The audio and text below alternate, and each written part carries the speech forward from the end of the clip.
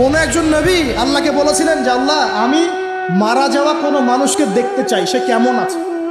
এটা শুনেন ভালো করে হাদিসটা, মারা যাওয়া কোনো মানুষকে আমি দেখতে চাই, সে কেমন আছে। আল্লাহ পাক সেই নবীর আরজি কবুল করলেন, বললেন আচ্ছা ঠিক আছে দেখাচ্ছি। কবরের সামনে গিয়ে দাঁড়ালেন। 1000 বা 2000 বছর আগের কোনো ব্যক্তি যে মারা গেছে তাকে কবর থেকে জিন্দা করা, নবী দেখছেন এবং সে ভয় থরথর করে কাঁপছে, এখনো ভয় থরথর করে কাঁপছে।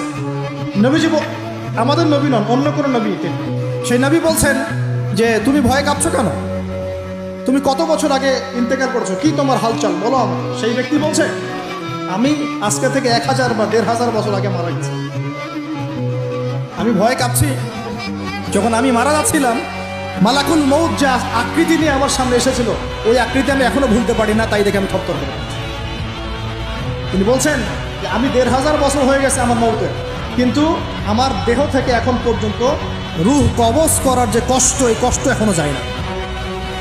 আর এই সব দুর্নীতি করে আর অন্যায় করে মানুষের সম্পদ আত্মসাৎ করে অন্যের উপর অত্যাচার করে আমি ভাবছি যে আমরা কালকে আমাদের মনে পার পেয়ে যাবো। খালি কবরে যাও, তারপর বুঝবো। আল্লাহ রাব্বুল আলামিন আমাদের সবাইকে হৃদয়ের চোখটা খোলার তৌফিক দান করুন।